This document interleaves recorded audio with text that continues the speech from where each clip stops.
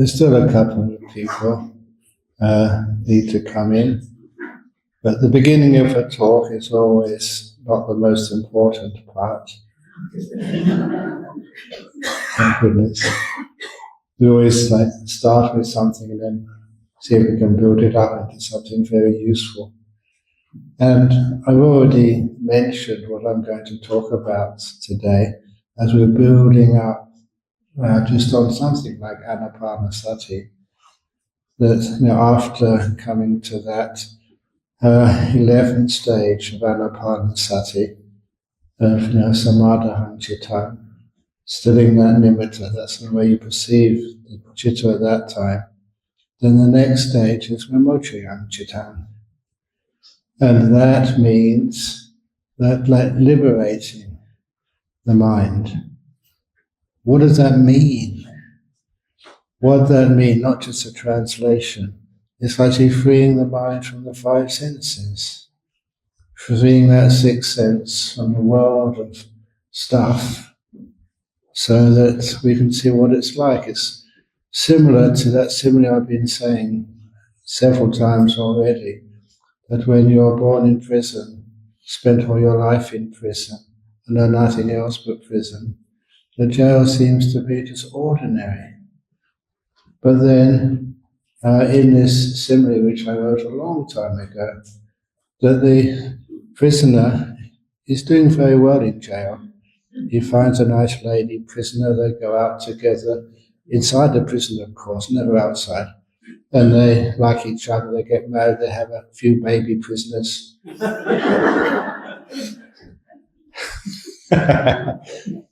And they're pretty successful, pretty happy in life. They get a nice job there.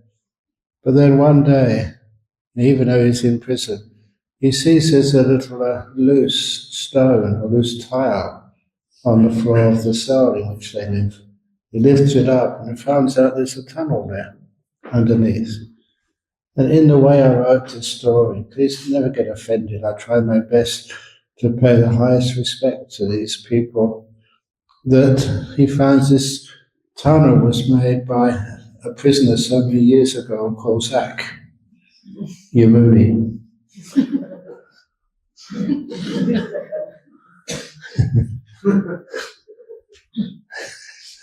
The Buddha. Sometimes that word like Sakyamuni, there was another person which I always was fascinated with in history called Origen.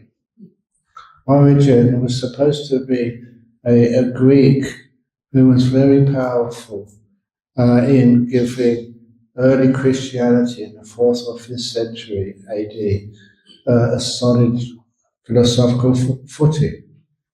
However, no one knows too much about this Origen, except that he believed in rebirth, which at that time was kind of strange for a powerful, well-respected Christian to have such beliefs.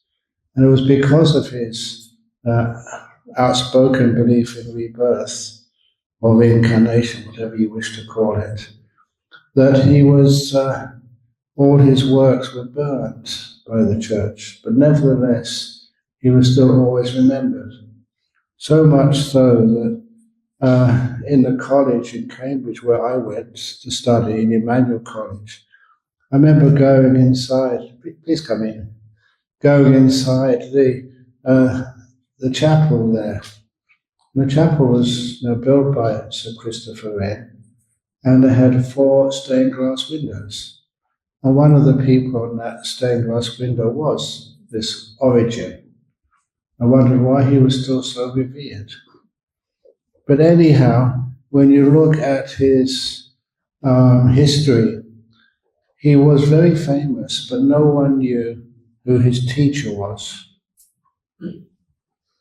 They knew this guy's name. He said he was taught by this person called Ammonius Saccas. Okay, you've got it already. And who could Ammonius Saccas be, who taught him rebirth and many other amazing things? And as you all know, that sometimes the order of our names sometimes gets mixed up. In my passport, my name is Bhikkhu Brahmawangsa, but sometimes they get it the other way around, Brahmawangsa Bhikkhu. Doesn't really matter, but when you have Ammonius Sakha and you turn it around the other way, Sakamonius, what does that sound like to you? Yes. And he was one of the early saints of the Christian church. But anyway, that being by the way, that sometimes that we want to find out, this is a Sakya Muni in this simile of a cave or tunnel dug under a prison. That was, of course, the instructions for that tunnel was the Eightfold Path. You have to have the right view if you're going to navigate that tunnel. And you got number 2. What's the second factor of the Eightfold Path? No. Please, whenever I ask a question, be quiet. It's always a trick question. I'm sharing this with you because I make these decisions not easily. The best rendering of Sammasankappa is right motivation, where you're coming from. Because there's 3 right motivations which make this the second factor of the Eightfold Path. And the first is renunciation, letting go. And that was emphasized to me by Ajahn Brahm, who always said, please remember, when you meditate, you don't meditate to try and get something. You meditate to let go of things. So don't even think of attainments, but how much can disappear. And that's such a rare teaching. A lot of other people say, they come here, they know I teach about nimittas and jhana, so they come here to achieve a jhana. That's wrong. You let go of everything else, and then the jhana is what's left. You don't attain the jhanas. You renounce all these 5 senses. You let go of wanting, and then you find peace. You can't want peace. That's an oxymoron. You let go of wanting, and the thing which is left is peace. So that was the first of the second factor of the Eightfold Path. Renunciation, letting go, not accumulating more, but lessening the burden of what you own. And the second one is kindness and then gentleness. Beautiful. That's one of my favorite factors of the Eightfold Path, number 2. And then from there, you can imagine that that's what you have developed. And all the precepts come so easily. And you don't want anything for yourself, you're kind and you're gentle. That the right speech, right action, right livelihood come just automatic. And the same with this thing we call right effort, which I don't think it deserves the word effort, but it's never doing anything which creates unwholesome states in the mind, but keep good things in the mind. Which means that by this time, your hindrances are getting very weak. And so the next factor of the Eightfold Path after this right effort is the right mindfulness. And as I mentioned already, if you ever look carefully at the Satipatthana Sutta, you see that every one of those 4 Satipatthanas begins by Loke Abhijja Dhammanasa, having lessened, having, what's it called? Vinaya, having, lessened, diminished the 5 hindrances. And of course, by that time, if the 5 hindrances are very weak, your mindfulness is naturally strong. That's why you don't have to, do something. just the whole world starts to open up to you. It starts to look beautiful. You see things where you've never seen them before. You can smell flavor, smell scents where you didn't know them before. And that's just what happens.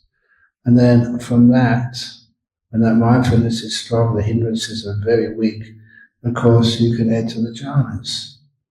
It's not you decide to enter the jhanas. The world of the five senses vanishes. And this is all that's left. At this time, there's still more to let go of, but already that's pretty powerful. And so that was the tunnel the guy found.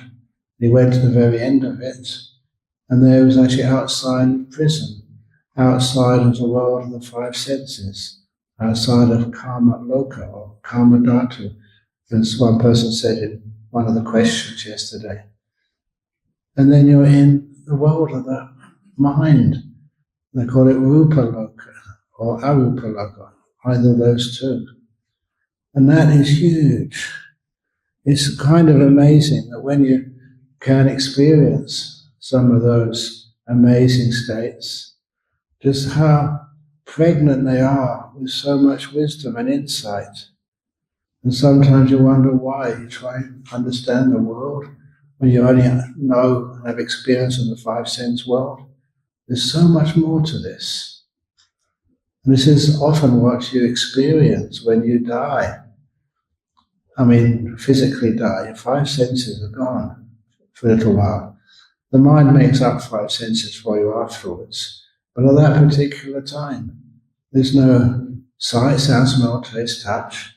That's kind of how you may experience after death. But there's no sense of physical pain or disturbance as you used to have, especially if you were an old person before you die.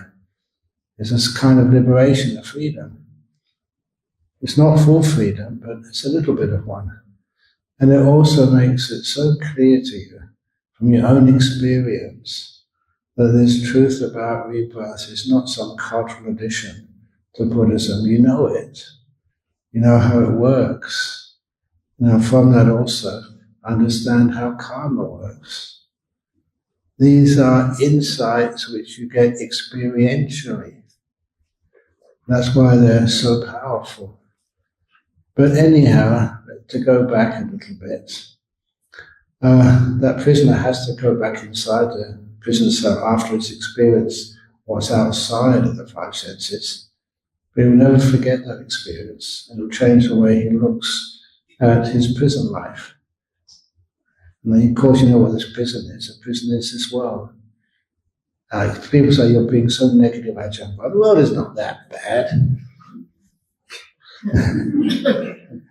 If you understood what's outside of it, then you'd understand what I'm saying. But the story of the Buddha, this is a Buddhist retreat, and I don't mind just going for broke on these retreats. In other words, not keeping anything back. You all know that the Buddha, when was the first time he experienced the jhana?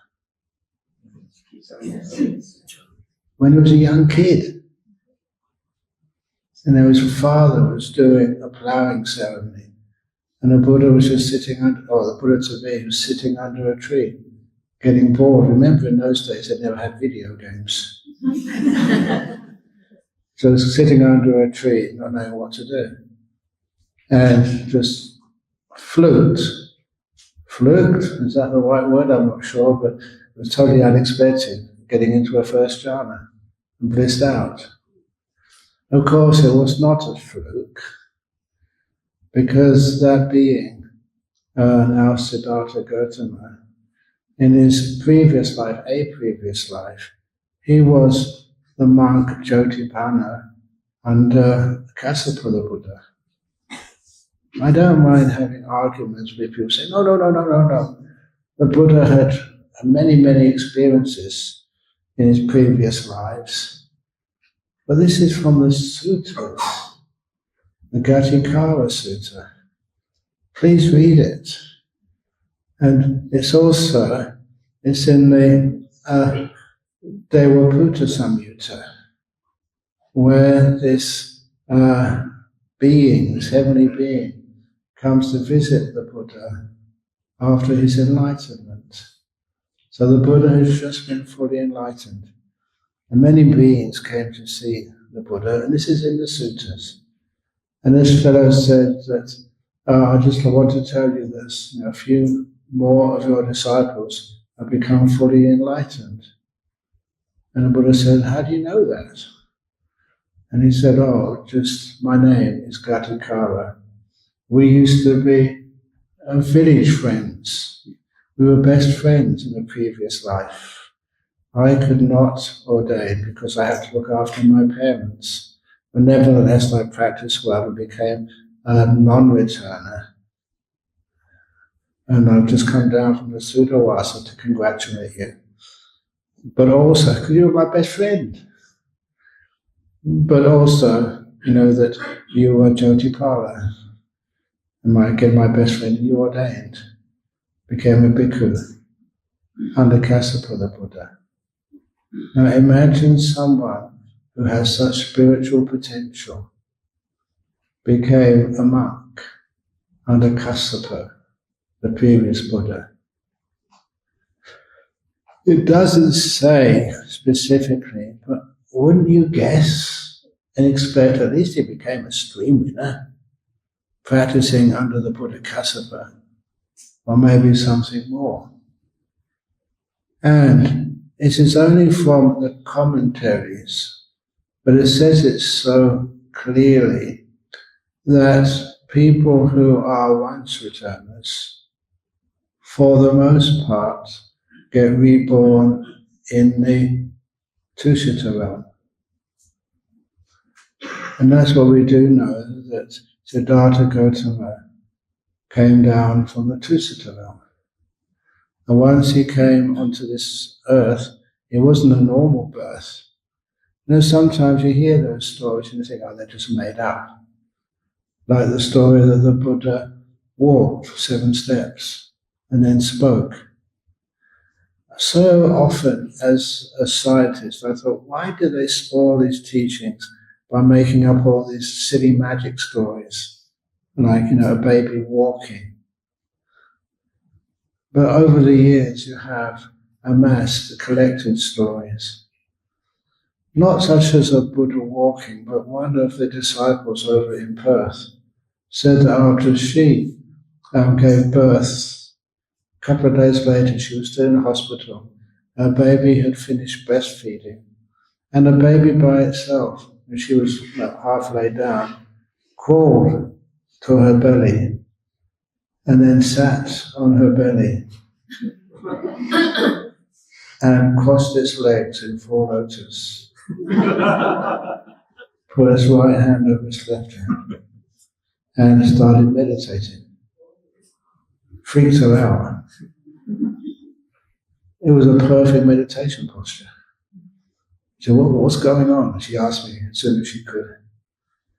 There's been other stories confirmed.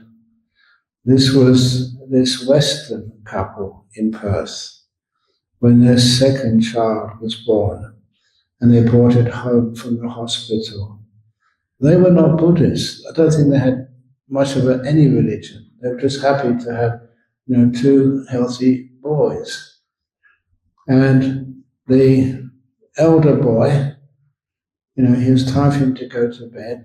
So the 2 or 3-year-old said, no, Paul, go and say goodnight to your baby brother, Peter.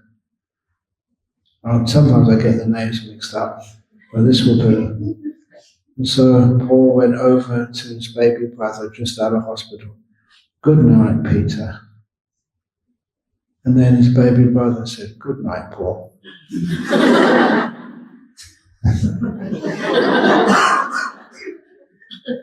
And there was another couple of parents who were freaked out. But they hadn't finished yet.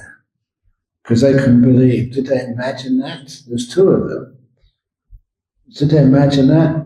And without any prompting, the elder brother Peter said again to his baby brother, good night, Peter.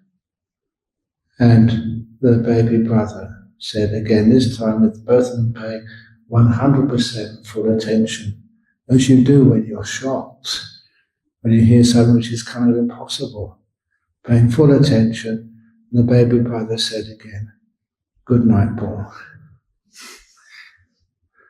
And when they told us that, they said also, it wasn't like in a baby voice.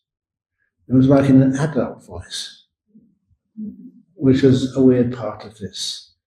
But of course, he never spoke again until it normally speaks. But that really shocked them. And they weren't Buddhists. They thought the Buddhist monks could maybe understand what was going on. So all these kind of stories give me the sense that maybe there was some truth to this after all. And when the Buddha, when he walked, what did actually he say? This is my last birth. Now I am a chief in this world. Or something to that effect. How could he say that? This is my last birth. Unless he knew he was a once returner. This was his last life. I love statements like that. It makes Buddhism much clearer. And also, it does mean that when the Buddha was a little 6 or 7-year-old boy sitting under the rose apple tree, getting bored, not knowing what to do, how it was possible for him to enter a first jhana. Why? Because he'd been doing that before, as you would if you'd been a monk under Kassapa the Buddha. So this was, to me, fascinating, that where the Buddha was coming from in his previous life. Certainly a previous life, I would reckon it'd be the previous life on this planet Earth. And, of course, you all know the story of the Buddha going through a path of asceticism. He was understanding the suffering in this world, but didn't know how to escape from it, or what to do about it. And then having exhausted all of these ascetic practices, to their limit, then this is in the Mahasatchaka Sutta. He was wondering, what else can I do? Basically, nothing is working.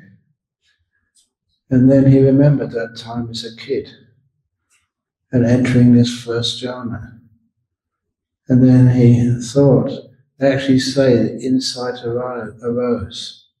Perhaps this is the way to enlightenment, to Sambodhi.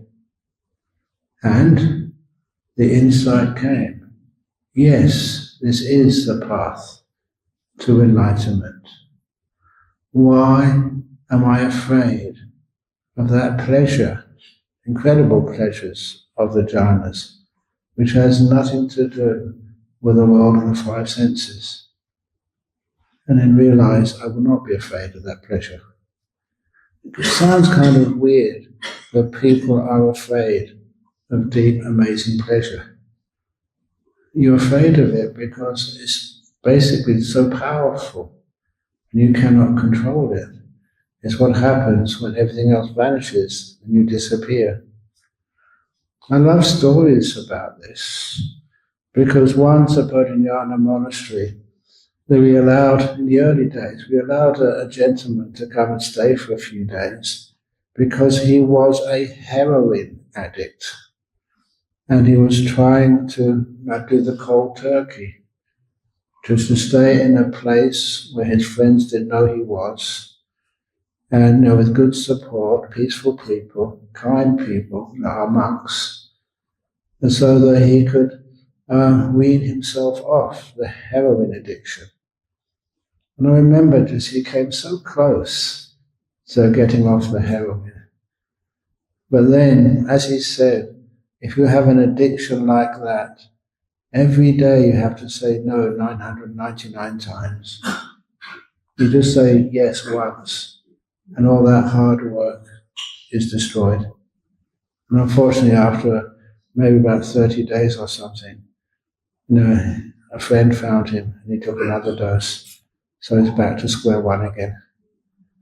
It's really a sad and terrible addiction to have. But nevertheless, there's one thing which I benefited from, was that one day I was going back to my hut or going into a car to go into Perth to give talk. He came running after me. He said, Ajahn Brahm, I never thought I'd say this, but I know you said to me before, and I said to you, the pleasures of these jhanas are far greater than the pleasures, please excuse my language, of sexual intercourse. You've heard me say that before. I don't know why people criticize me for that. I wasn't born a monk, but since I've been a monk, I've been a good monk. This is times before. I'm glad I had those experiences because I know what I'm talking about. And he said, I've heard you say that before, but what I never thought I would say is the pleasures of these deep meditations are greater than the pleasure of heroin. And he said, I know that. I was a heroin addict. And he said, I never thought I could find a pleasure deeper and better than heroin. And he said he found one. He managed to somehow get himself into a jhana and get close enough. And that was his reply to it. Unfortunately, he couldn't maintain that. But anyway, that's what we're kind of talking about. And if ever you do experience like a first jhana, it's the first, okay? There's 3 others to go yet. And I say this because it kind of gives me goosebumps to say this. The Buddha described what you experience in the first jhana in many ways, but one of the ways he called it, he said, it's an experience of Sambodhi Sukha. And because I know my Pali and I know what that word means, Sambodhi Sukha means enlightenment happiness. It's not accurate, it's not enlightenment, but it's that close. If ever you want to have a taste of enlightenment, have a feel what it's like. Sambodhi Sukha. You enter a first jhana, and that's what you feel. As the Buddha said it. That's why, I don't know about you, but to me it's goosebump stuff.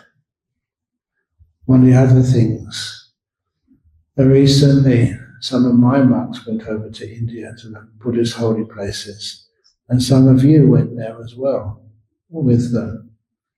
And they asked me, Ajahn Brahm, why did you go there? I said, where? To the 4 Buddhist holy places. What are the 4 Buddhist holy places? Remember, when I ask a question, don't give the answer. No, Lumbini, Bodhgaya, Sana, Kusana. No. That's not the 4 Buddhist holy places. That's the places where the Buddha's body would be. The place of the body's birth. The place of where the body sat in meditation. The place where the body taught the Dhamma. The place where the body passed away. Was that the place where the Buddha hung out? The 4 holy places of Buddhism. And this is from the Chulahatipadopama Sutta. The 4 places where the Buddha hung out were first jhana, second jhana, third jhana, and 4th jhana. Now, I've been to Sri Lanka many, many times. I'm kind of well regarded there. I remember once I gave a talk explaining why the first sutta which was taught in Sri Lanka, the Arahat Mahinda, he actually flew to Sri Lanka himself, not on an aircraft. I've got no doubt about that. And when he got there, he taught this king the sutta, and the sutta he taught the king was the Chulahatipadopama Sutta. But sometimes we wonder why. Why that sutta? Which says where the Buddha lived. First jhana, second jhana, third jhana, fourth jhana. That's where you find what a Buddha is. These are powerful states of mind. My problem is that many people think that you, lay people, have got no chance of getting into a jhana.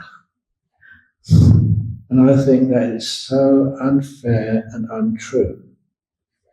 So for many years now, I've taught the ways into jhanas. Every now and again, some of you do that.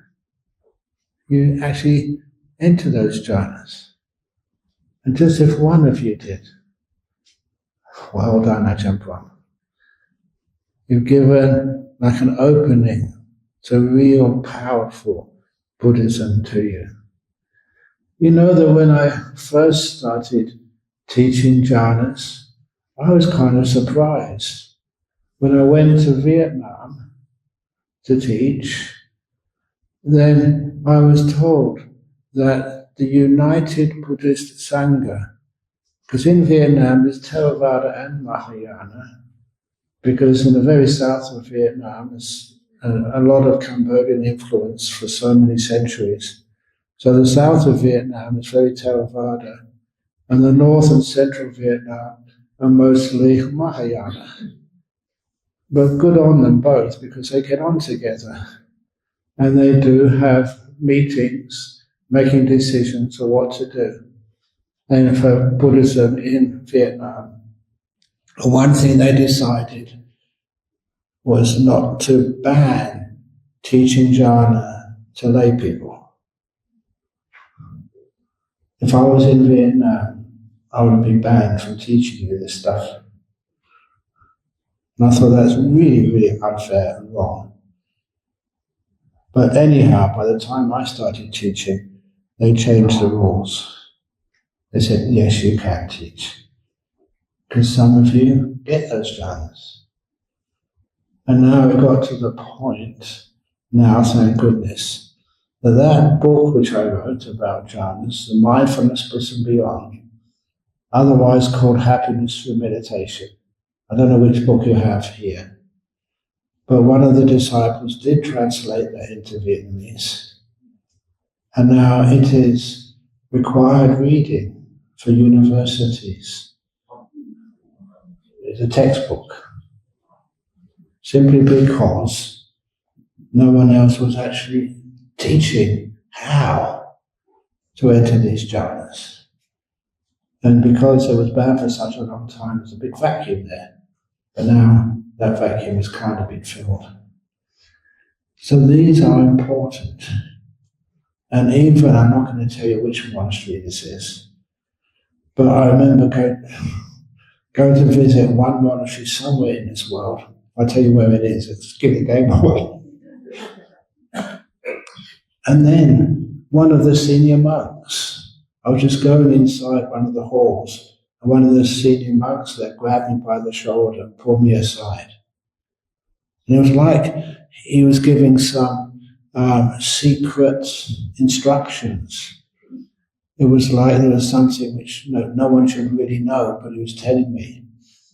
And he said, he looked around as if he was afraid of getting caught. And he said, Ajahn Brahm, thank you for teaching Jhana. I was kind of shocked that, that even senior monks were kind of embarrassed or, were not allowed to teach these jhanas. But he said, thank you for doing that. And of course, even monks, many of them, if they're given the encouragement and given the possibility, yes, it can be done, you can get into these jhanas. And that changes a lot about how you view Buddhism. It's hard for me to talk about jhanas, only because there are rules. If I say of any attainment, especially in jhanas, and I'm making it up and it's false, and I tell you, then that's the end of my monkhood. It's a disrobal offense. You cannot exaggerate or make it up. It has to be true. And even if it was true, it's still an offense of pajiti, not disrobal offense. But anyway, so it happens and it works. But how does it happen, first of all? Nearly all the times it is when you stop trying. You don't expect it to happen.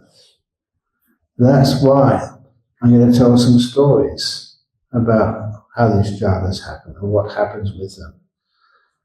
This first story was about a little novice monk in Wat Pah Pong. This little novice monk, he was listening to one of the talks by Ajahn Brahm. And sometimes, even I admit this too, sometimes you give a talk and you're really on the spot and everybody's listening to every word. Sometimes, you're tired or, the talk doesn't really gel. And sometimes, people half fall asleep. The same with Ajahn Brahm. This evening, Ajahn Brahm was giving a talk. It was one of the most boring talks he'd ever given. It never really sort of hit the point. And so because of this, there's one little novice, about 12 or 13 years of age, and he had to listen to that talk because he was in robes. And all the monks were listening to the talk as well. And he thought, yes, they're monks, they're grown-ups, I'm a kid, I need my sleep. And so he started thinking, when is Ajahn Brahm going to stop? When's he going to stop? When's he going to stop? And that became like a repeated phrase in his mind. He couldn't stop saying it. When is Ajahn Brahm going to stop? When is he going to stop? When is he going to stop? And that went on for quite a while. And then the way the insight works, that sometimes you just turn it around slightly. And he turned the question around from when is Ajahn Brahm going to stop to when am I going to stop? And the little novice stopped. When he opened his eyes, many hours had gone past. He had not fallen asleep. He got into his first incredible blissful state of meditation. All the monks, including Ajahn Brahm, at the end of a talk, you do some chanting, you bow, you make a lot of noise as you get your stuff together and go out. He hadn't heard any of that. Not only that, but it was the middle of the morning. He'd missed the alms round. And the rule was, and it was kept quite strictly, if you didn't go on alms round, you didn't have anything to eat that day. So he knew he'd have to go without food that day. Did he mind? Not at all. If you get that sort of experience, you can give up food as much as you want, because the experience was incredible. It was his first time to get into a deep meditation, into a jhana. How? He stopped. And I mentioned that and I paused, because these are powerful teachings. You don't do jhanas. You stop. Stop so much, that's when they happen. It's one of the reasons also, sometimes this is my nature. I get so serious sometimes, and it's inspiring, but I have to say something funny afterwards. I don't know why, but it's my nature. I would always kind of complain or worry that, in a city like Perth, there's not much Christianity there. There's a lot of Buddhists there, lots of other religions. But how come when people drive through the streets of Perth, they can't see any sign of Buddhism? You can see crosses here and crosses there. But what about signs of Buddhism? I said, look, if you know what you're looking for, you see many signs of Buddhism in a place like Perth. and even all around Malaysia. The stop sign.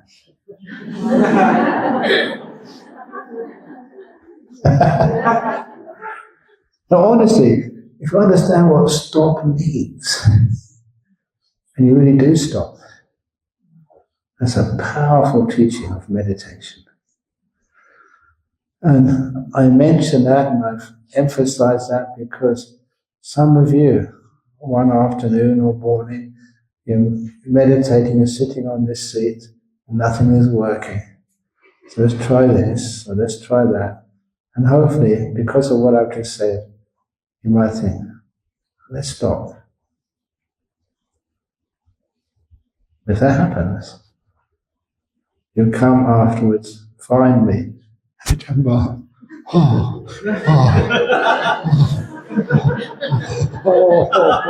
Thank you. Because that was that Malaysian, a nun said to me after she got her first Jhana. This is what happens, it's huge.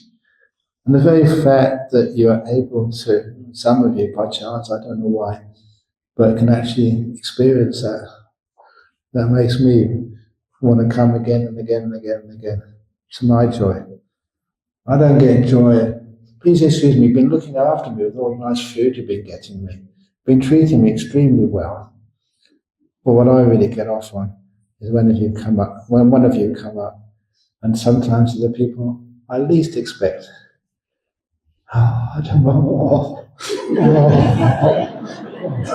afterglow. Could you actually touch me? What the Buddha touched? Getting to know real Buddhism. Don't care what you call it, Mahayana, Theravada, Vajrayana, any yana. This is powerful stuff. And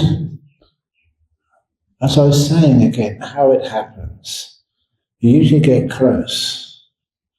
You get kind of still. Reasonably still. For that novice, when is this going to stop? When is this going to stop? That repetition always became like a mantra. And it blocked out so much other stuff of his five senses. And then just saying stop, turning that off long enough for the mind to exit from the world of the five senses and enter the realm of the mind, the sixth sense. For most people that happens slowly. But nevertheless, talking about the nimittas does help. It's like a gradual entering away from the five senses into the realm of the mind. Very often the Buddha uses simile of like crossing a river. Now, sometimes, this is a simile I said to Mark so many years ago, but it's still valid. Sometimes your practice is like walking up and down this big river, looking for a bridge or a ferry to take you across. And you never find one. Many of you have been practicing the Dhamma for such a long time, and you're being so diligent, so kind. Like walking up and down, you can sometimes even glimpse the other side, or you see monks talking about the other side, but you can't actually cross it yourself. You're looking for a bridge or something. Sometimes I say you're just going up and down, until somebody says, go 90 degrees, instead of going on the same direction all the time. Don't try and attain. Let go. Stop. Do something different. But even then, the river is sometimes too wide. But if you look carefully, you can see a stepping stone in the middle of the river. Not a bridge, not a ferry, but like a rock. And you can step onto that rock. You haven't crossed the river yet. You haven't stayed on the near bank. I like calling those nimittas. With the nimittas, you haven't fully renounced or left the world of the five senses. A lot of times when those nimittas occur, you've still got some sensory experience remaining. even though it's very weak. It's like you're halfway across the river. But of course from there it's easy to step the rest of the way. So nimittas are helpful. Then after the nimitta, this is how anapanasati is described. When that nimitta becomes still and powerful, it blocks out all of the other five senses. And so from that nimitta, it's easy to get so strong. And don't ever think, what should I do? You don't do this. Any doing spoils the whole process of getting into these deep meditations. You get out of the way, you stop, you let it happen.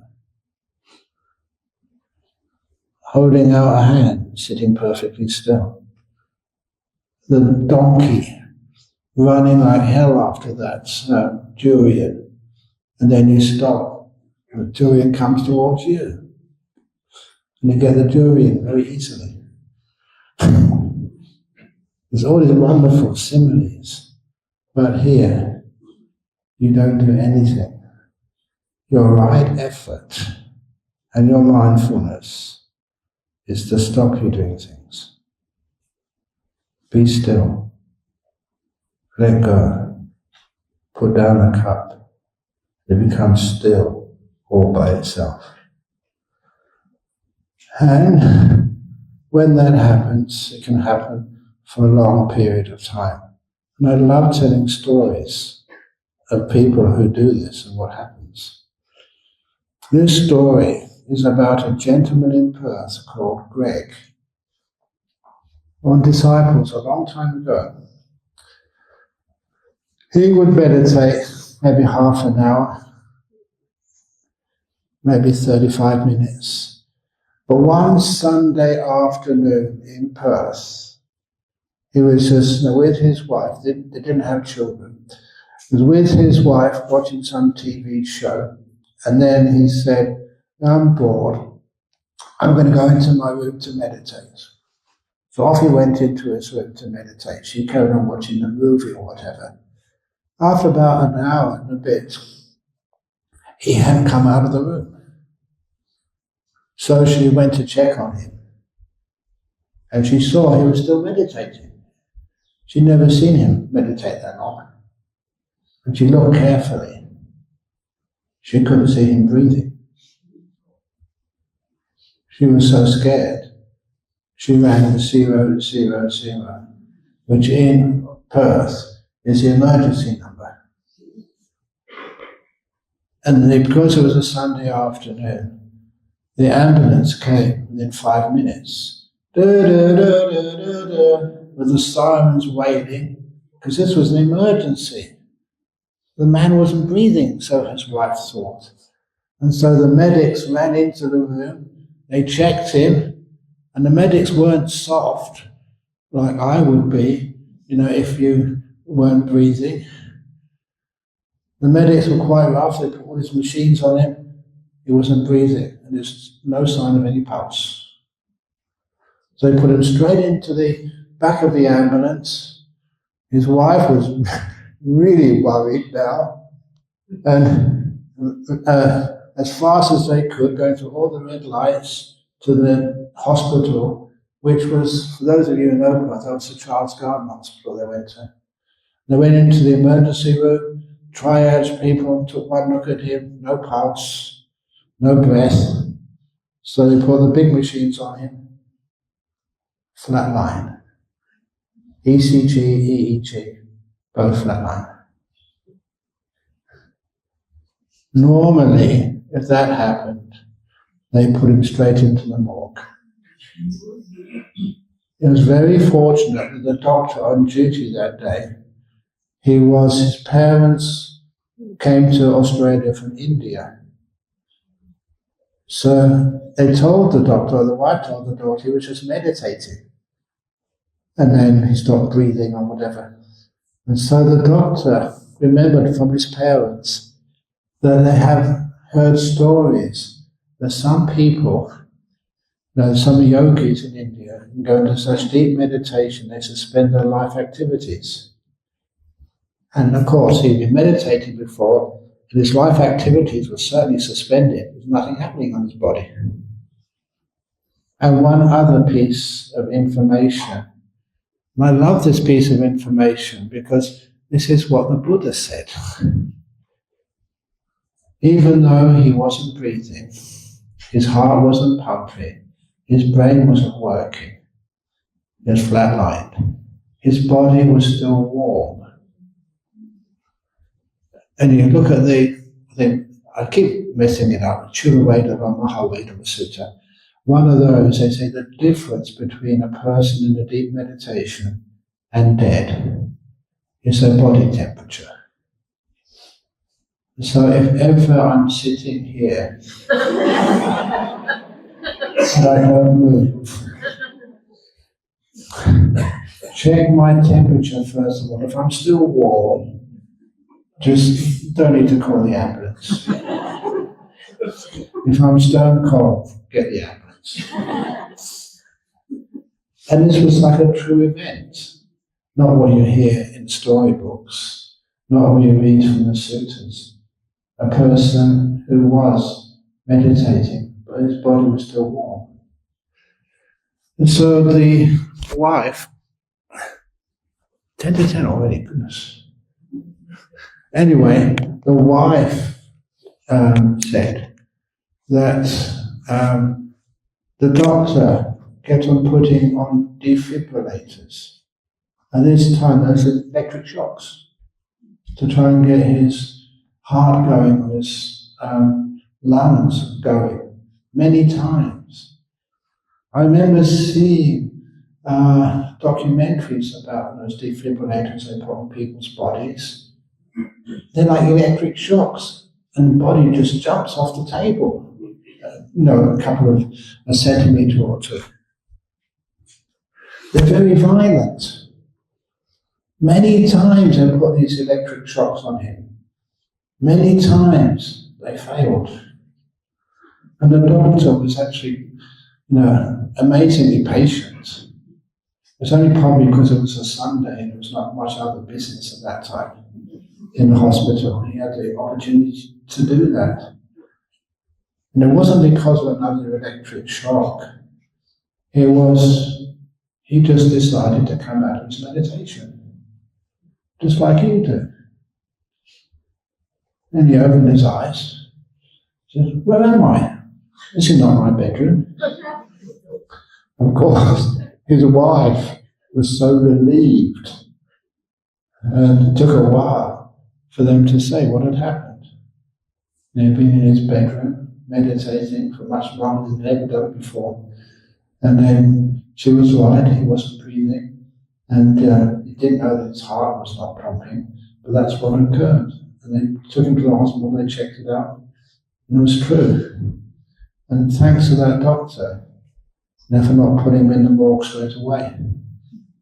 If he'd have gone in the morgue straight away, when he came out of his meditation, the morgue attendants would probably have to call the funeral directors. But he was fine. And I did ask him, were you aware during that time? When you were meditating and been taken to the hospital and having defibrillators on you, electric shocks on your body? He said, I was fully aware, but not of my body. I didn't know what my body was doing. I couldn't hear any silence. I couldn't feel myself being lifted up. I couldn't feel electric shocks on my body. I was just blissed out inside. Aware of the bliss, but nothing else. But fully aware all the time. So again, that's what happens in those deep meditations. But then the doctor, what do I do with him now? So he gave him a full checkup. There was nothing wrong with him. In fact, the man, Greg, was so healthy, he said, well, you might as well go home. And he walked home. after being dead for a couple of hours. That's what it looked like. He walked home with his wife. And I also remember asking him, was there anything unpleasant about that experience? He said, yes. What? The scolding he got from his wife on the way home. Don't you ever do that again. He almost killed me. You're having a great time, but not me.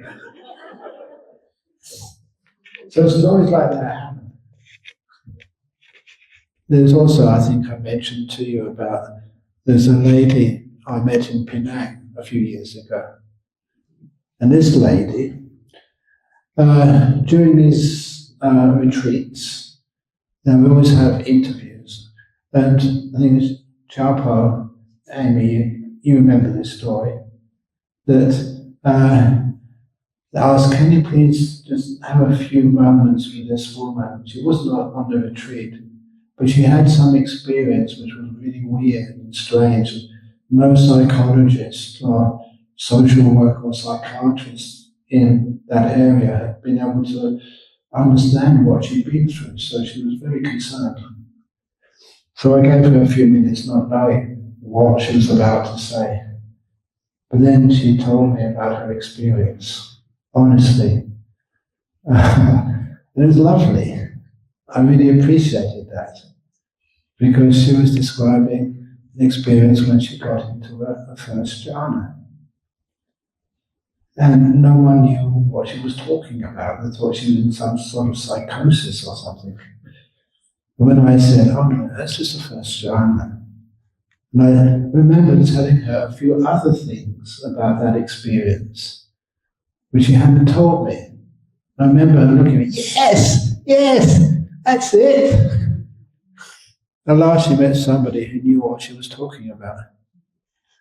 You can imagine what that must be like, having a deep experience and no one else understanding what that was. Powerful experience. So afterwards, she went home a happy woman. I never knew what happened to her afterwards. I remember Chaupo saying that she was still meditating now.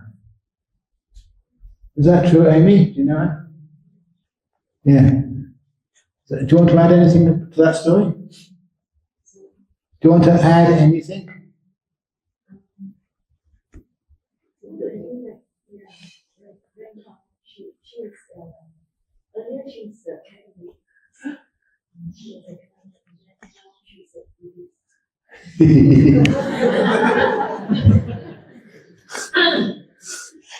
Of course, when somebody understands what you're being in, it's a powerful experience.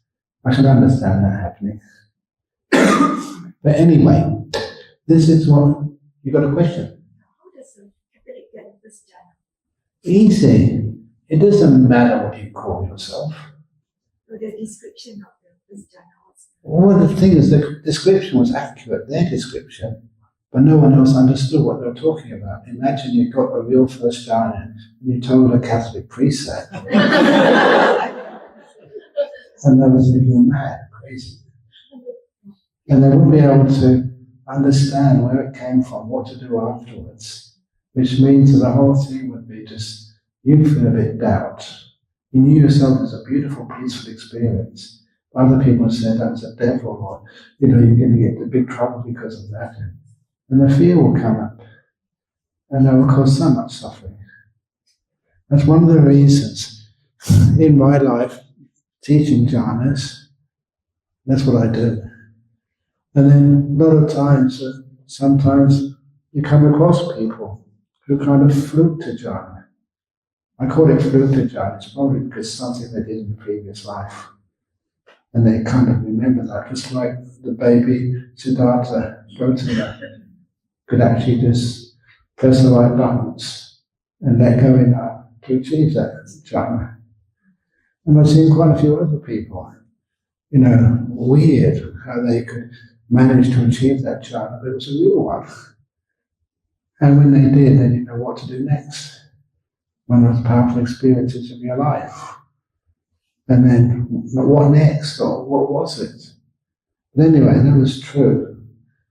And so because of that, every now and again you come across people who do that, but I want to see my Buddhists do it.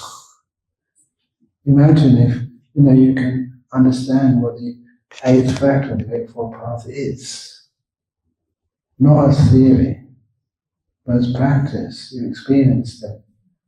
And then that makes the whole Eightfold Path much, much, much, much clearer. Because after you've experienced one of those big jhanas, it's not just for the bliss of it. It's not for some indulgence in happiness. It's because you've had that experience that your 5 hindrances, they have vanished for days. And because they vanish for days, you have this incredible opportunity to actually just see things as they truly are. Somebody asked me that question. What is seeing things as they truly are? He said this is caused and conditioned by the experience of Jhana. Nati Jhana Apanyasa. Oh, there's no Jhana without wisdom. And Panya Nati Ajayata, there's no wisdom without those experiences of jhanas. And in some places, like please excuse me for quoting sutras, because sometimes people just say, oh, that's just Ajahn Brahm and his jhana stuff. I want to make it credible for you all, it's absolutely true. In a Malunkyaputta Sutta, Malunkyaputta is mentioned twice in the suttas. One of the places he was mentioned, please excuse me for going over time, was Malunkyaputta was also taught. Malunkyaputta, in the scene, there's only the scene. In the herd, only the herd. That was mostly given to Bahiya. And everybody remembers it as Bahiya's teaching. The same teaching was also given to Malunkyaputta. And Malunkyaputta also received the teaching of the only way to overcome the first 5 fetters, to become a non-returner, is to go through the jhanas. If you haven't experienced the jhana, you can't even comprehend what those 5 fetters truly are. I love that statement by the Buddha.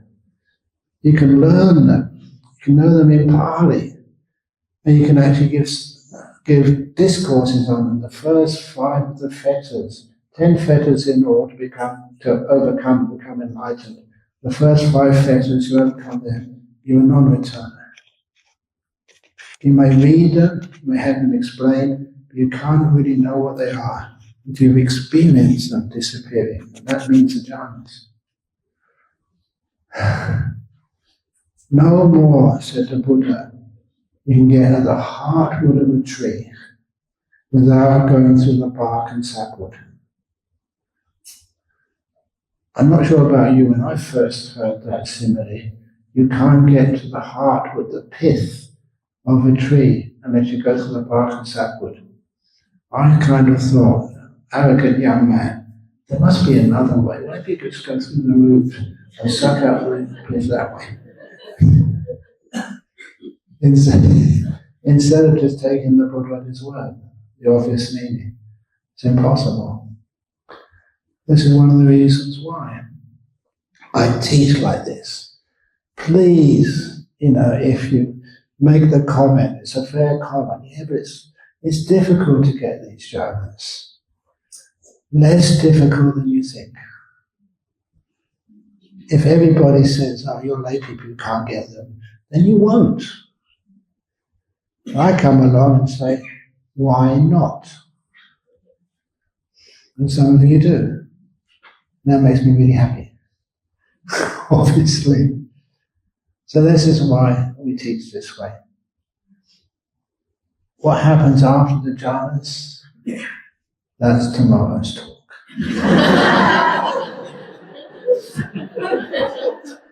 Thank you for listening.